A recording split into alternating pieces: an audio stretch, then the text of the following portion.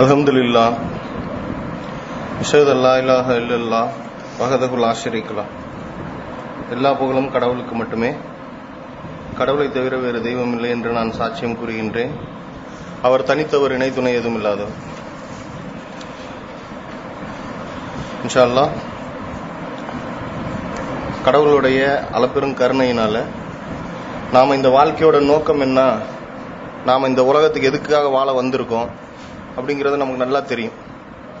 அதுல முக்கியமான ஒரு விஷயமா நம்மள ஒவ்வொருத்தரும் அவங்களுடைய சொந்த கழுத்துக்காகவே பாடுபடணுங்கிறது. ஏன்னா அந்த நாளில் தூதர்களும் நபிமார்களும் அவர்களுடைய சொந்த கழுத்தை குறித்தே அச்சம் கொண்டவர்களா இருப்பாங்கன்னு சொல்லி எல்லாம் சொல்றாங்க. இதே தான் நமக்கும்.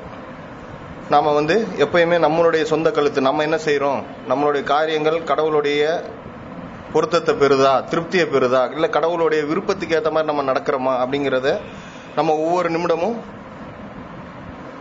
அதை ஆய்வு பண்ணி பார்த்துக்கணும். குர்ஆன்ல எல்லாம் சொல்றாங்க, நீங்க இறை தெய்வ வழிபாட்டில் இருந்து நிறைய பாவங்கள் செஞ்சு நீங்க திருந்திட்டீங்கன்னா உங்களுடைய எல்லா பாவங்களையுமே அவர் நன்மைகளாக மாத்திருவாருன்னு சொல்றாங்க. இது கடவுளுடைய பெரிய கருணையை சொல்ற ஒரு விஷயம். நீங்க செஞ்ச எல்லா பாவங்களும் டிரான்ஸ்ஃபார்ம் இன்டு கிரெடிட்ஸ்ன்னு சொல்லுவாங்கல்ல, உங்களுடைய எல்லா பாவங்களும் நன்மைகளாக வரவு வைக்கப்பட்டுரும் அப்படின்னு நல்லா சொல்றாங்க. அப்ப ஆக நம்ம மன்னிக்கப்படாத ஒரே குற்றமாக குர்ஆன் சொல்றது இணைதெய்வ வழிபாடு தான். இணைதெய்வ வழிபாடு மட்டும் ஒருபோதும் மன்னிக்கப்படாது. அதே நேரத்தில் நம்ம இணைதெய்வ வழிபாடை விட்டு விலகின பின்னால நம்முடைய ஆன்மா குறித்த செயல்பாடுகள் நம்ம நிறைய செய்யணும். உதாரணம் தொழுகிறது, நோன்பு வைக்கிறது, ஹஜ்ஜு, ஷஹாதா சொல்றது, இது மாதிரி நிறைய விஷயம் இருந்தாலும் நம்முடைய ஆன்மா ஒவ்வொரு நிமிஷமும் வளர்றதுக்கு உண்டான வழிவகைகளை எல்லாம் குர்ஆன்ல சொல்லி தராங்க. நம்முடைய ஆன்மாவுடைய வளர்ச்சியை பொறுத்தே நமக்கு சொர்க்கத்துல பதவிகள் கொடுக்கப்படும். அதுக்கு நம்ம பாடுபடக்கூடியவர்களா இருக்கணும். நான் கடைசி ஜும்மால சொன்னேன், குர்ஆன்ங்கிற இந்த புத்தகம், குர்ஆன்ங்கிற புத்தகம் ஒரு முஸ்லீமா பிறந்த ஒவ்வொருத்தரும் இந்த குர்ஆன்ங்கிற புத்தகத்தை தனக்கு விவரம் தெரிஞ்ச அன்னையில இருந்து பார்ப்பார். முஸ்லீமா பிறந்த எல்லாருமே அது ஒரு புத்தகம் வீட்டில் இருக்கும். அந்த புத்தகம் குர்ஆன்னு சொல்லி நம்ம எல்லாருக்குமே தெரியும். நமக்கு நம்ம ஒரு முஸ்லீமா பிறந்த எல்லாருக்குமே தெரியும் அங்க ஒரு புத்தகம் இருக்கு. அந்த புத்தகத்தோட பேர் குர்ஆனு, அது கடவுளுடைய புத்தகம் அப்படின்னு சொல்லி. ஆனா அதை நம்மள யாருமே அதை அணுகவே கிடையாது. சப்மிஷனுக்கு வரதுக்கு முன்னாடி வரைக்கும் அந்த புத்தகம் என்ன சொல்லுது, அந்த புத்தகத்தோட கருத்து என்ன அப்படிங்கிறது நம்மளுக்கு யாருக்குமே தெரியாது. அதான் உண்மை. நம்ம நிறைய வாட்டி ட்ரை பண்ணியிருப்போம், அது என்ன கருத்தை சொல்லுதுன்னு சொல்லி நம்ம கண்டுபிடிக்கிறதுக்காக, தெரிஞ்சுக்கிறதுக்காக நம்ம நிறைய வாட்டி நம்ம ட்ரை பண்ணியிருப்போம். ஆனா அதை நம்ம அச்சீவ் பண்ணல. அப்ப கடவுள் ஒரு பெரிய ஒரு அருட்கொடையாக மனிதர்கள் மேல அருட்கொடையாக கடவுள் சொல்ற ஒரு முக்கியமான அருட்கொடைகள்ல ஒண்ணு தூதர்களை அனுப்புறது. தூதர்களை அனுப்புறது. நம்ம அந்த புத்தகத்தில் உள்ள கருத்து என்னன்னு நமக்கு தெரியல. ஆனா அந்த புத்தகத்தை நம்ம படிக்கக்கூடியவர்களா இருந்தோம். அரபில 5ஆம் கிளாஸ் படிக்கும் போதே ஒரு வஸ்தாபியை கூட்டு உட்கார வச்சு எனக்குலாம் அரபி சொல்லி கொடுத்துட்டாங்க. ஓதுறது எப்படி, அரபி எப்படி ஓதணும். உருதுகார வஸ்தாபியா இருந்தா அவங்க ஒரு மாதிரி சொல்லி தருவாங்க, தமிழ்கார வஸ்தாபியா இருந்தா அவங்க ஒரு மாதிரி சொல்லி தருவாங்க. அதுல ஒன்றும் பிரச்சனை கிடையாது. ஆனா ஓதுறது ரொம்ப ஈஸியா நம்ம கத்துக்கிட்ட ஒன்னா இருக்கு. முக்காவாசி பேர் ஓத கத்திருப்பாங்க, ஆனா அது என்ன சொல்லுதுன்னு யாருக்கும் தெரியாது. அப்ப இந்த புத்தகத்தை நமக்கு விளக்குறதுக்காக ஒரு தூதரை எல்லாம் அனுப்புறாங்க. நல்லா ஞாபகம் வைங்க, கைடிங் டீச்சர். எதுக்கு ஒரு கைடிங் டீச்சர் அப்படிங்கறத குர்ஆன்ல இருந்து நம்ம இன்னைக்கு பார்ப்போம். ஒரு கைடிங் டீச்சருடைய அவசியம் என்ன இருக்கு இந்த மனிதர்களுக்கு, அந்த கைடிங் டீச்சர் என்ன பண்ணுவார், எக்ஸாக்டா என்ன செய்வார், எதை போதிப்பார் அப்படிங்கறத இன்ஷா அல்லாஹ் நம்ம இன்னைக்கு குர்ஆன்ல இருந்து பார்ப்போம். முதல்ல 13வது அத்தியாயம் 7வது வசனத்துல அல்லாஹ் சொல்றாங்க, நிராகரிப்பாளர்களுடைய கூற்று. நிராகரிப்பாளர்களோட கூற்று எப்படி இருக்குன்னா, அவருடைய ரட்சகர்ட்ட இருந்து அவருக்கு ஏதாச்சும் ஒரு அற்புதம் வரணும், அப்பதான் நாங்க நம்பிக்கை கொள்வோம். அவருடைய ரட்சகர்ட்ட இருந்து அவருக்கு ஏதாச்சும் ஒரு அற்புதம் வரணும், அப்பதான் நாங்க நம்பிக்கை கொள்வோம் அப்படின்னு சொல்றாங்க. அப்ப அல்லாஹ் சொல்றாங்க, you are simply a warner. நீ ஒரு எச்சரிப்பாளர் அன்றி வேற இல்ல, நீங்க எச்சரிக்கிற ஒருத்தர் தான் அப்படின்னு சொல்லிட்டு, every community receives a guiding teacher. ஒவ்வொரு சமுதாயமும் ஒரு வழிகாட்டும் ஆசிரியரை பெறும் அப்படின்னு அல்லாஹ் சொல்றாங்க. ஒவ்வொரு சமுதாயமும் ஒரு வழிகாட்டும் ஆசிரியரை நிச்சயமா பெறும் அப்படின்னு அல்லாஹ் சொல்றாங்க. அதே மாதிரி 13:33 கடைசி முடியும் போது whoever God sent astray can never find a guiding teacher. கடவுளால் எவர் வழிகேட்டுக்கு அனுப்பப்பட்டுட்டாங்களோ, கடவுளால யார் வழிகேட்டுக்கு அனுப்பிட்டாங்களோ, அல்ல யாரை வழிகேட்டில் அனுப்பிட்டாங்களோ அவங்க ஒரு வழிகாட்டும் ஆசிரியரை பெற மாட்டாங்க அப்படின்னு நல்லா சொல்றாங்க. அதே மாதிரி 18-17 எல்லாம் சொல்றாங்க, God guides is the truly guided one. யாரை கடவுள் வழி நடத்தினாரோ அவர் தான் உண்மையிலே வழி நடத்தப்பட்டவர். And whoever he sent astray, மேலும் யாரெல்லாம் அவர் வழிகேட்டில் விட்டுட்டாரோ you will never find for him a guiding teacher. அவனுக்காக எந்த ஒரு வழிகாட்டும் ஆசிரியரை நீ காண முடியாதுன்னு நல்லா சொல்றாங்க. மொத்தத்தில் எல்லாமே கடவுள் தான் செய்யறாங்க. ஒரு மனிதர்கள் மேல இல்ல மனிதர்கள்ல சிலரை மீட்டெடுக்கிறதுக்காக, அந்த சிலர் மேல உள்ள ஒரு பெரிய அருட்கொடையாக கடவுள் தன் வசம் இருந்து தூதர்களை அனுப்புறது ஒரு பெரிய அருட்கொடையா இருக்கு. சிலரை மீட்டெடுக்கிறதுக்கு தான். அந்த சிலர்ல நாமளும் இருக்கணுங்கிறது தான் இன்னைக்கு குரானோட கான்செப்டா இருக்கு. ஏன்னா இன்னைக்கு அல்ல குரான்ல சொல்றாங்க, பெரும்பான்மையான மக்கள் ஏன்னா நரகத்துக்கு தான் போக போறாங்கன்னு நல்லா சொல்லிட்டாங்க. அதேதான் மலக்குகளும் சொல்றாங்க, உனக்கு தேரவே மாட்டானுங்க, அவனுங்க இந்த மனித இனம் தேரவே தேராது அப்படின்னு மலக்குகளோட கருத்தாவும் அது இருந்தது. அப்ப அல்லாஹ் என்ன சொல்றாங்க, உங்களுக்கு தெரியாதது எனக்கு தெரியும்னு சொன்னதுக்கு காரணம் ஒரே ஒரு காரணம், சிலரை மீட்டெடுக்கணுங்கிறது தான். அந்த சிலர்ல தான் ஆப்ரஹாம் இருக்காரு, இப்ராஹிம் நபி இருக்கிறாங்க, முகமது நபி இருக்காங்க, இஸ்மாயில், இஸ்ஹாக், யாக்கூப், எல்லா நபிமார்களும் தூதர்களும், மேலும் நன்னெறியாளர்களும் சாலிஹீன்களும், மேலும் செயின்ஸ் எல்லாருமே அந்த சிலர்ல தான் இருக்கிறாங்க. அந்த சிலரை மீட்டெடுக்கிறதுக்காக தான் கடவுள் இந்த பிரபஞ்சங்களை படைக்கிறாரு, இந்த பூமியை படைக்கிறாரு. எல்லாமே அந்த சிலரை மீட்டெடுக்கணுங்கிறதுக்கு தான். ஏன்னா கடவுள் சிறந்த நீதிபதியா இருக்கிறாருன்னு சொல்லி தானே சொல்றார். கடவுள் சிறந்த நீதிபதியா இருக்கிறேன்னு தன்னை அடையாளம் காட்டுறாரு. அதை நம்ம மனசுல வைக்கணும். அவர் மிகவும் கருணையாளரா இருக்கிறாருங்கிறத சொல்றாரு, அதையும் நம்ம மனசுல வைக்கணும். இன்னைக்கு உதாரணத்துக்கு இப்ப இன்னைக்கு ஒரு கவர்மெண்ட் ஒரு ஜியோ பாஸ் பண்ணுதுன்னு வைங்களேன், அதுல 70% பேர் தான் அதை ஒத்துப்பான், 30% பேர் ஒத்துக்க மாட்டான். இல்ல 50% பேர் அது பயங்கரமா எதிர்ப்பாங்க, நாங்களும் அதுல பாதிக்கப்படுறோம்னு சொல்லி. இது உண்மை. 100% ஒத்துக்கிட்ட மாதிரி ஒரு விஷயமே கிடையாது இந்த உலகத்துல. மனிதர்களால் ஏற்படுத்தப்பட்ட விஷயத்துல 100% ஒருத்தர் ஒத்துக்கிட்டாருன்னு சொல்லி ஒண்ணுமே கிடையாது. நாங்கெல்லாம் பாதிக்கப்படுறோம், நாங்களாம் இதுல பாதிக்கப்படுறோம், உழவர்களுக்கு சொல்லாலும் சரி, யாரா இருந்தாலும் சரி, உடனே ஒரு குரூப் வந்து சொல்லும் இதுல இந்த சட்டத்தினால நாங்க பாதிக்கப்படுறோம். ஆனா கடவுள் எப்படி இருக்காரு, அவருடைய வார்த்தைகள் எப்படி இருக்குன்னு கடவுள் எப்படி சொல்றாருன்னா, இதுல யாரு ஒரு கடுகளவு அநீதம் இழைக்கப்படாதுன்னு சொல்றாங்கல்ல. இது ரொம்ப ஒரு முக்கியமான ஒரு பாயிண்ட். ஒரு கடுகளவு அநீதம் நான் இழைக்க மாட்டேன்.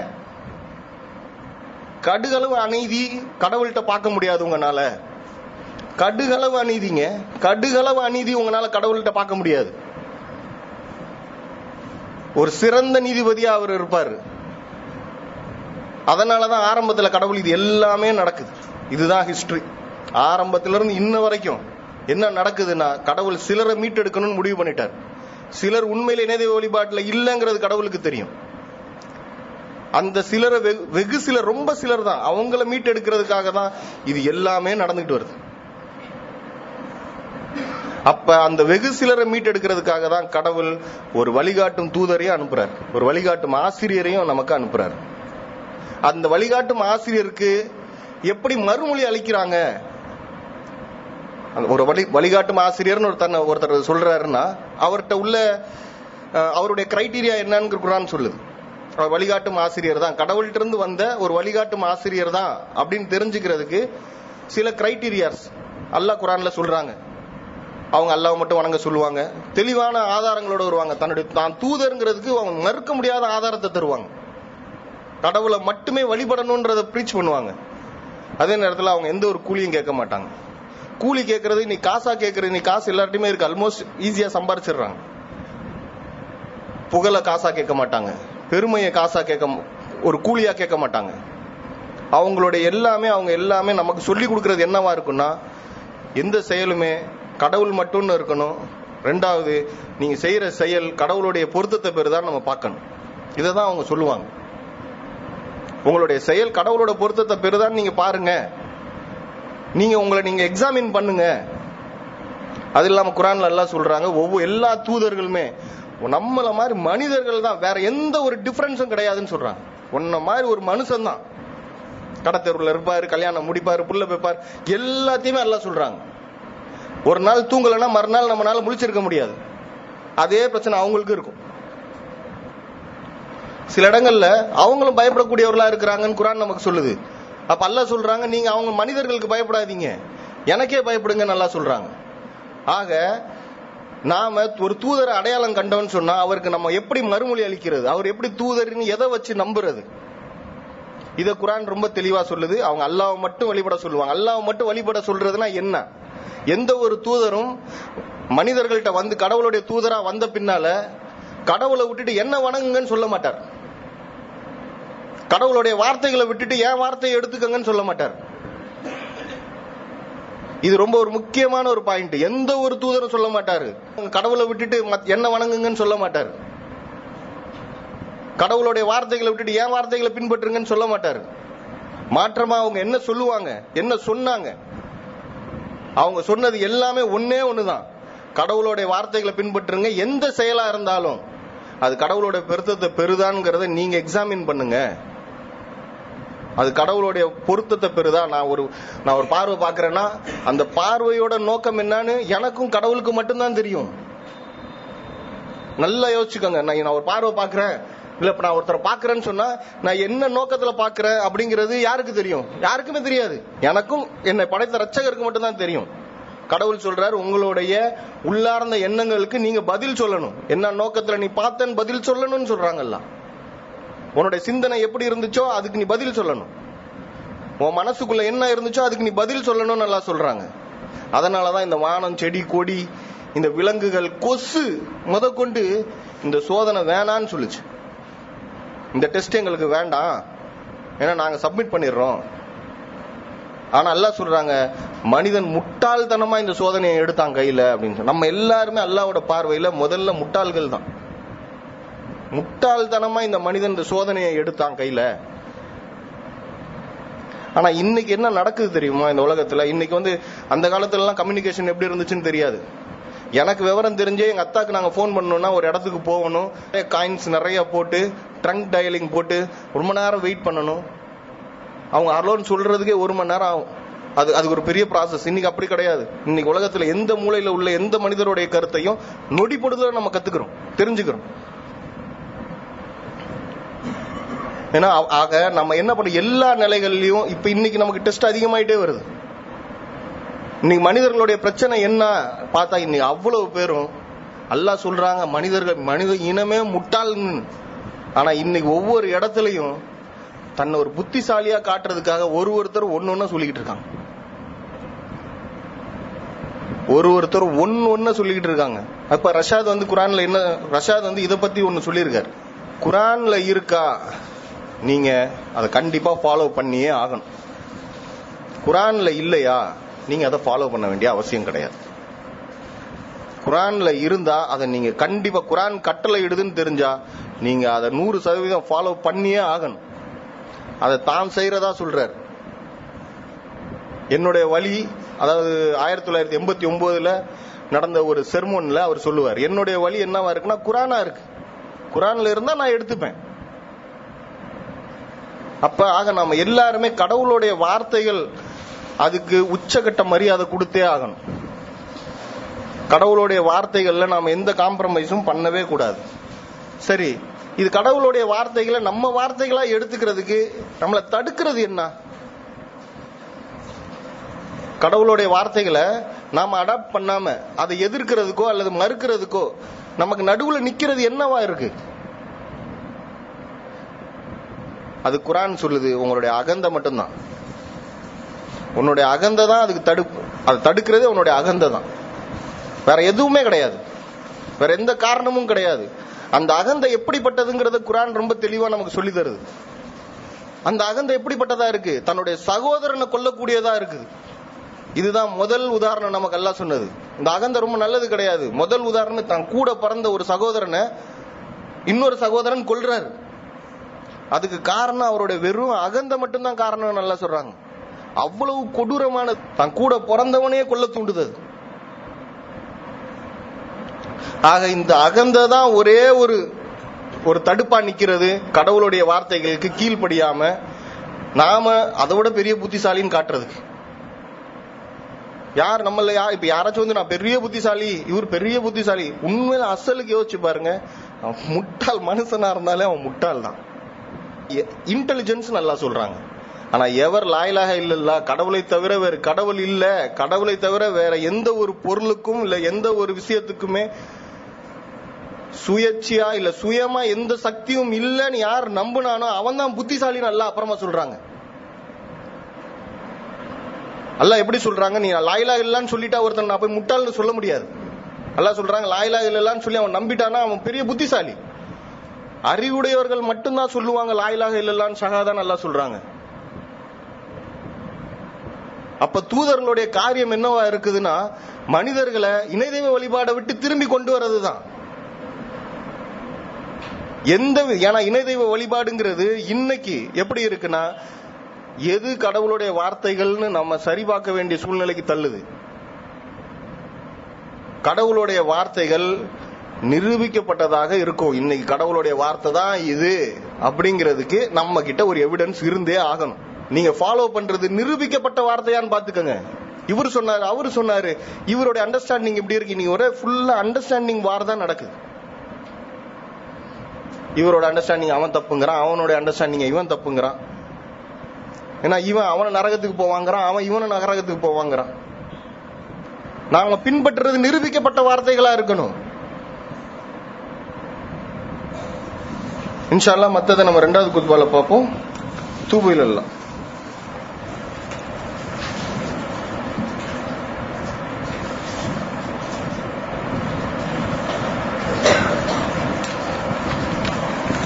அல்ஹம்துலில்லாஹ் அஷ்ஹது அன் லா இலாஹ இல்லல்லாஹ் வஹதஹு லா ஷரீக லஹ். எல்லா புகழும் கடவுளுக்கு மட்டுமே, கடவுளை தவிர வேறு தெய்வம் இல்லை என்று நான் சாட்சியம் கூறுகின்றேன். அவர் தனித்தவர், இணை துணை எதுவும் இல்லாதவர். கடவுளுடைய நிரூபிக்கப்பட்ட வார்த்தைகள்ல இருந்து சில விஷயங்களை நம்ம இப்ப பார்ப்போம். இன்னைக்கு மனிதர்களுக்கு உள்ள பிரச்சனையே என்ன தெரியுமா? அதாவது ஒரு ரீசெண்டா ஒரு ஆர்டிகல் ஒன்று நான் படிச்சேன். இன்னைக்கு உலகத்தில் உள்ள ஆண்களுடைய எல்லா ஆண்களுடைய ஒரே பிரச்சனை ஒண்ணு இருக்கு, தனக்கு பின்னால தான் குடும்பம் என்ன ஆகுங்கிறது. எல்லா ஆண் இதை பயப்படாத ஆண்களே கிடையாதுன்னு சொல்றாங்க. ஐயோ நான் இப்ப செத்து போயிட்டேன்னா என் பிள்ளைங்களுக்கு என்ன ஆகும், என் பிள்ளைங்களுக்கு என்ன ஆகுமோ எனக்கு தெரியலையே. இது உண்மையிலே அதை படிக்கும் போது அது உண்மைதான். அது அவன் சொன்னது பொய் கிடையாது.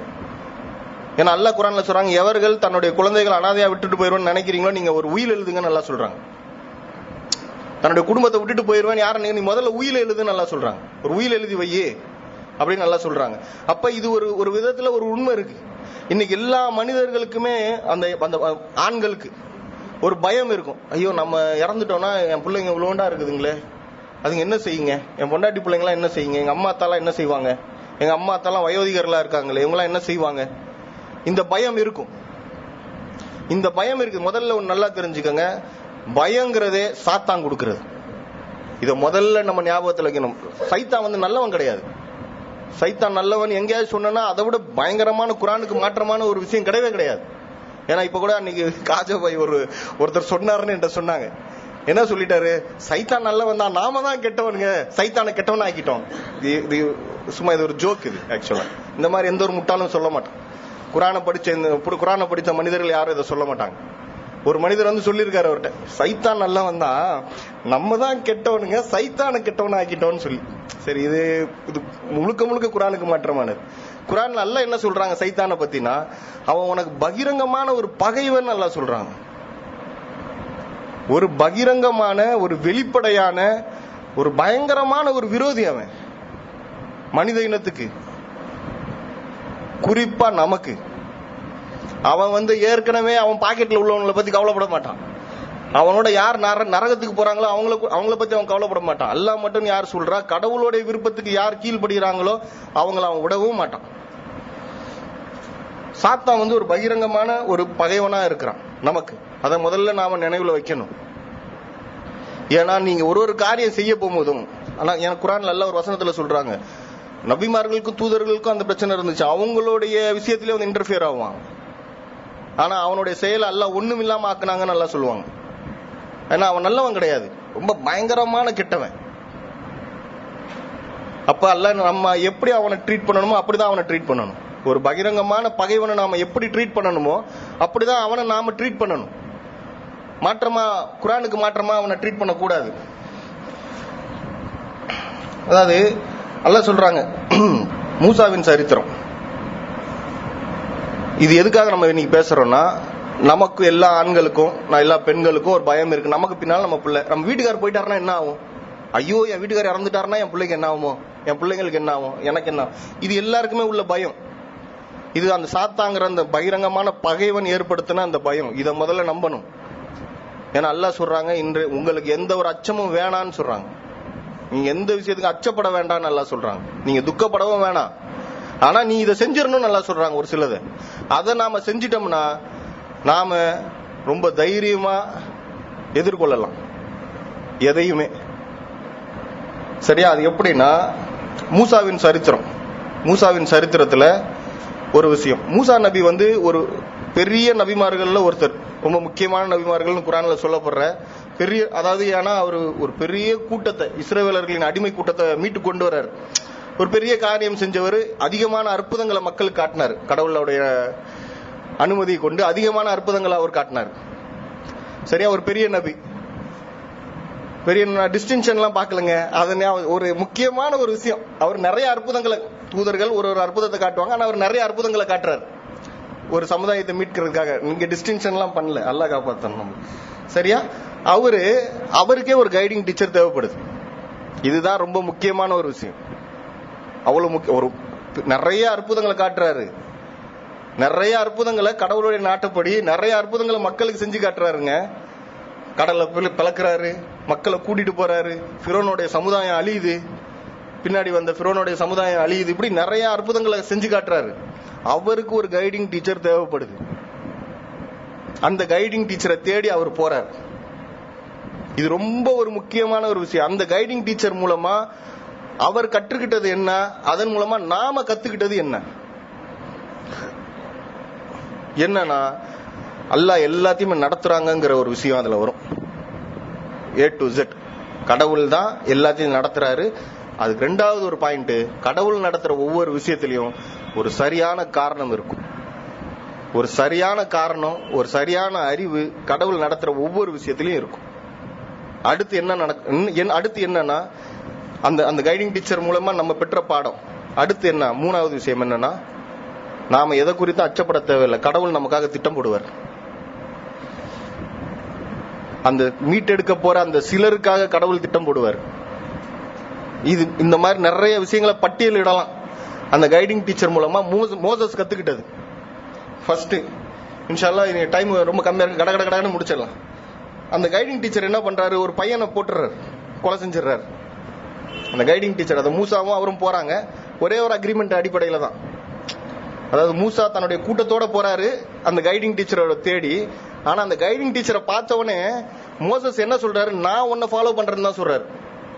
இது குர்ஆனுடைய அற்புதம், இது கடவுளுடைய துல்லியமான வார்த்தைகள்ங்கிறது. இவங்க எல்லாருமே மொத்தமா தான் பாக்குறாங்க அந்த கைடிங் டீச்சரை. ஆனா மோசஸ் மட்டும்தான் போய் சொல்றாரு, நான் உங்களை ஃபாலோ பண்றேன்னு சொல்லி. நீங்க எடுத்து பார்த்தா தெரியும் அந்த இடத்துல. ஏன்னா 18வது அத்தியாயம் 66வது வசனத்துல நீங்க எடுத்து பார்த்தா அது தெரியும். தே ஃபவுண்ட்னு வரும். அப்புறமா மோசஸ் அடுத்த வருஷம் சொல்லுவார், நான் உங்களை ஃபாலோ பண்றேன்னு. சரியா? அதை நம்ம அடுத்து இன்னொரு நாளைக்கு பேசுவோம். அந்த துல்லியத்தை பத்தி இன்னொரு நாளைக்கு பேசுவோம். அப்ப ஒரே ஒரு அக்ரிமெண்ட் அடிப்படையில் தான் அவங்க ரெண்டு பேரும் போறாங்க. என்ன அக்ரிமெண்ட்னா, அவர் என்ன செஞ்சாலும் மோசஸ் கேள்வி கேட்க கூடாது. அந்த கைடிங் டீச்சர் அவர் என்ன பண்ணாலும் மோசஸ் கேள்வி கேட்க மாட்டேன்னு சொல்லி ஒரு வாக்குறுதியோட தான் ரெண்டு பேரும் கிளம்புறாங்க. அவர் என்ன வேணா செய்வாரு, ஒரு கேள்வி கேட்க கூடாது. இதுதான் ஒரே ஒரு அக்ரிமெண்ட். ஆனா ஒவ்வொரு இடத்துலயும் மோசஸ் கேள்வி கேட்கிறாரு. கடைசியில மோசஸே சொல்றாரு, இதுக்கு மேல நான் உங்கள்ட்ட இந்த மாதிரி கேள்வி கேட்டேன்னா நீங்க என்ன திருப்பி அனுப்பிச்சிருங்க. இதுக்கு மேல நான் உங்கள்ட்ட கேள்வி கேட்க மாட்டேன். நான் ஏற்கனவே நிறைய கேள்வி கேட்டேன் உங்கள்ட்ட.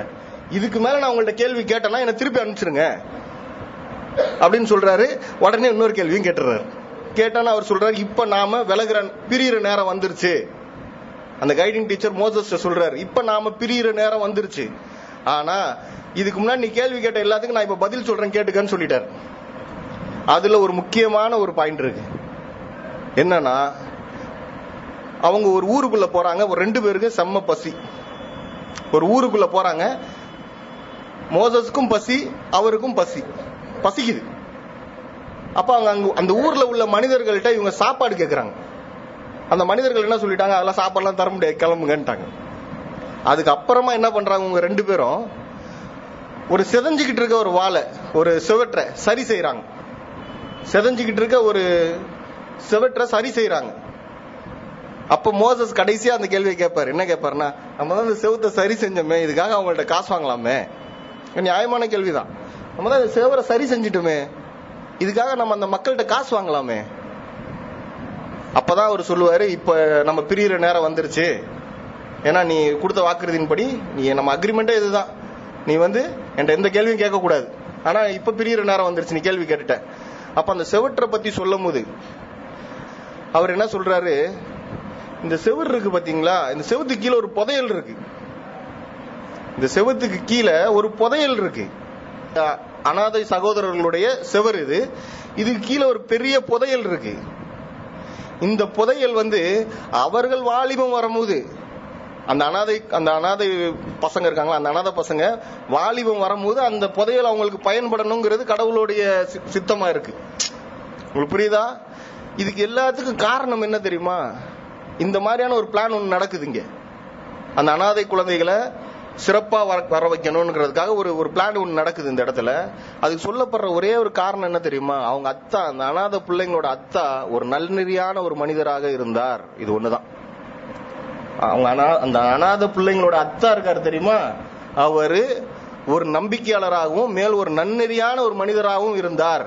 அப்படிங்கறத வேற காரணமே கிடையாது அந்த இடத்துல. அப்ப இன்னைக்கு நம்முடைய குழந்தைகளை குறித்து பயப்படுற நாம, நமக்கு பின்னால என்னுடைய குடும்பத்துக்கு என்ன ஆகுமோன்னு பயப்படுற நாம, நன்னெறியாளர்களாக இருந்தா நம்முடைய பிள்ளைங்களுக்கு ஒரு பொக்கிஷம் காத்துக்கிட்டு இருக்குங்கிறது தான் உண்மை. அப்ப நாம கடவுள் நன்னெறியாளர்னா என்ன? அவருடைய செயல், அவருடைய சிந்தனை, அவருடைய பேச்சு, அவருடைய பார்வை எல்லாமே கடவுளுடைய பொருத்தத்தை பெற்றதா இருக்கும். ஏன்னா குர்ஆன்ல அல்லாஹ் நிறைய இடங்கள்ல சொல்றாங்க, கடவுளுடைய சொர்க்கத்தை வாரிசா போறது நன்னெறியாளர்கள் தான். நன்னெறியில ஒண்ணு நம்பிக்கை கொள்றது, நன்னெறியில ஒண்ணு தூதர்களை நம்புறது, நன்னெறியில ஒண்ணு கடவுளுடைய வார்த்தைகளை பின்பற்றுறது, நன்னெறியில ஒண்ணு அதன்படி செயல்படுத்துறது. ஆக நம்முடைய பிள்ளைகளை குறித்து, நம்மளுடைய குடும்பத்தை குறித்து யார் அச்சப்பட்டாலும் நீங்க செய்ய வேண்டியது ஒன்னே ஒண்ணுதான், நான் செய்ய வேண்டியது ஒன்னே ஒண்ணுதான். ஒரு நன்னெறியான ஒரு மனிதராக கடவுளுடைய பொருத்தத்தை பெற்ற செயல்களை செய்யக்கூடியவனாக நான் வாழணும். அப்ப அல்லாஹ் சொல்றாங்க, அவன் பிள்ளைங்களை பத்தி அவன் பயப்படவே தேவையில்லை, அவனுக்கு ஒரு பொக்கிஷம் காத்துக்கிட்டு இருக்கு. அப்ப நாம இந்த பூமியில அச்சப்படுறதுக்கோ துக்கப்படுறதுக்கோ ஒரு வேலையே இல்லாம அல்லாஹ் ஆக்கிட்டாங்க. ஆனா பிரச்சனை இப்ப நம்ம கழுத்துக்காக நம்ம பாடுபடணும். நான் என்ன பண்ணணும், அப்ப இன்னையில இருந்து நான் நன்னெறியாளனா வாழணும், என்னுடைய பாவங்களுக்காக நான் மன்னிப்பு கேட்கணும், எல்லா நிலைகளிலும் கடவுளுடைய பொருத்தத்தை என்னுடைய செயல்கள் பெறுதான்னு நான் பார்க்கணும், எல்லா நிலைகளிலும் நான் கடவுளுக்கு அடிபணிந்தவனாக நான் காட்டுறேன்னா நான் பார்க்கணும், இருக்கிறேன்னா நான் பார்க்கணும். மாற்றமா நான் பெரிய புத்திசாலின்னு நான் காட்டக்கூடாது, ரொம்ப நல்லவன் காட்டக்கூடாது, சும்மா காட்டுறதுக்காக நல்லவன் காட்டுறது, தன்னுடைய செயல்பாடுகளை கொண்டு குர்ஆனை வளைச்சு சொல்லக்கூடாது. ஒரு தவறு செஞ்சா ஆமா நான் செஞ்சது தப்புன்னு சொல்லணும். இல்ல இதுக்கு குர்ஆன்ல முகாந்தரம் இருக்குன்னு சொல்லி அந்த செயலை கரெக்ட் பண்ணக்கூடாது. ஏன்னா சாமியார்கிட்ட போயிட்டு இதை செஞ்சவங்களா இருக்கிறாங்க இன்னைக்கு. இல்ல 3 விஷயம் குர்ஆன்ல இருக்கு, அது கரெக்டா ஸ்ரீ ஸ்ரீ ரவிசங்கருக்கு பொருந்தும் சொன்னவங்களா இருக்கிறாங்க இன்னைக்கு. ஒரு தன்னோட கேவலமான செயல் இல்ல குர்ஆன் இதை அனுமதிக்குது அப்படின்னு சொன்னவங்களா இருக்கிறாங்க. நம்ம பார்த்துக்கிட்டு தான் இருக்கிறோம். அப்ப நம்மளுடைய செயல்பாடுகள், நம்மளுடைய சாத்தானிய செயல்கள் நம்ம செய்யதான் செய்யறோம். சில செய்யாம நாளா பரிசுத்தவான்னு சொன்னா அவன் தான் இருக்கிறதுல பெரிய பொய்யே நல்லா சொல்றாங்க. பரிசுத்தவான் எவன் தன்னை காட்டுறான்னு பெரிய ஆபத்து அவன்கிட்ட இருக்கு. நம்ம இல்ல யாரும் பரிசுத்தவான் கிடையாது. நம்மளை கடவுள் பரிசுத்தப்படுத்துவார். எப்படின்னா நம்ம கடவுளுடைய வார்த்தைகளை பின்பற்றும் போது கடவுள் நம்மளை பரிசுத்தப்படுத்துவார். அப்படிதான் நம்ம நம்பணும். யார் நான் பெரிய பரிசுத்தமா என்கிட்ட ஈகோவே இல்லைன்னு சொன்னவங்களா இருக்கிறாங்க இந்த ஊர்ல. நம்ம சப்மிட்டர் சொல்லணும், ஈகோவே எனக்கு இல்லைன்னு சொன்னவங்களா இருக்கிறாங்க. இது பொய், இது ஆபத்து வேற. நம்ம எல்லாருக்குமே ஈகோ இருக்கு, எனக்கு ஈகோவே இல்லைன்னு சொன்னா பொய் சொல்றான். அப்ப நம்மளுடைய செயல்கள் கடவுளோட பொருத்தத்தை பெறுதா அப்படிங்கறத ஒவ்வொரு நிமிஷமும் ஒவ்வொரு நொடியும் பார்க்கணும். அதே நேரத்தில் நம்மளை சுத்தி நடக்கிறது எல்லாமே கடவுள் நடத்துறாருன்னு நம்பணும். அது எல்லாத்துக்குமே ஒரு காரணம் இருக்கும், சரியான காரணம் இருக்கும் நம்பணும். அது ஒரு நிராகரிப்பாளனோட செயலா இருந்தாலும் சரி, இல்ல ஒரு காம்ப்ரமைசரோட செயலா இருந்தாலும் சரி, இல்ல நம்ம கூட இருக்கிறவங்களோட செயலா இருந்தாலும் சரி, அதுக்கு ஒரு சரியான காரணம் இருக்கும்னு நம்ம நம்பணும். அது இல்லாம மேலதிகமாக குர்ஆன்ல அல்லாஹ் சொல்றாங்க, மறுமையில ஒவ்வொரு நிராகரிப்பாளனும் சொல்லுவான். என்ன சொல்லுவானா? கடவுள் ஒரு சிறந்த நீதிமான்னு சொல்லுவான். இந்த பூமியில ஏன் அவன் அப்படி செஞ்சானா அவனுடைய ரெக்கார்டு சொல்லும் எல்லாத்தையும். நாளை இந்த உன் ரெக்கார்டை நீ பாரு, நீ செஞ்சது எப்படி இருக்கு பாரு அப்படின்னு அவனுக்கு காட்டப்படும். நம்மளை சுத்தி உள்ள ஒவ்வொன்றும், நானும் என்னுடைய ரட்சகரும், என் கழுத்தும் நான் என் ரட்சகர்கிட்ட பாதுகாப்பு தர்றேன், இவ்வளவுதான் இருக்கணும் ஒருத்தருக்கும். நம்மளுடைய குடும்பத்தை காப்பாற்றணும்னு நினைக்கணும். அவங்கள தொழுவு வைங்க, நன்னெறிய போதிங்க, இந்த மாதிரி நிறைய இருக்கு. இருந்தாலும் ஒவ்வொருத்தரும் அவங்களுடைய கழுத்தை குறித்து பயந்தே ஆகணும். ஆக நாம எல்லாருமே நம்ம கடவுளுடைய விருப்பத்துக்கு கீழ்ப்படிந்த மக்களா நம்மளை ஆக்கி வைக்கணும். அவருடைய பொருத்தத்தை பெற்ற செயல்களை செய்யக்கூடியவர்களாக நம்மளை ஆக்கி வைக்கணும் அப்படின்னு நம்ம துவா கேட்டு என்னோட குத்பாரை முடிக்கிறேன். அக்கிமுஸ்ஸலாம்.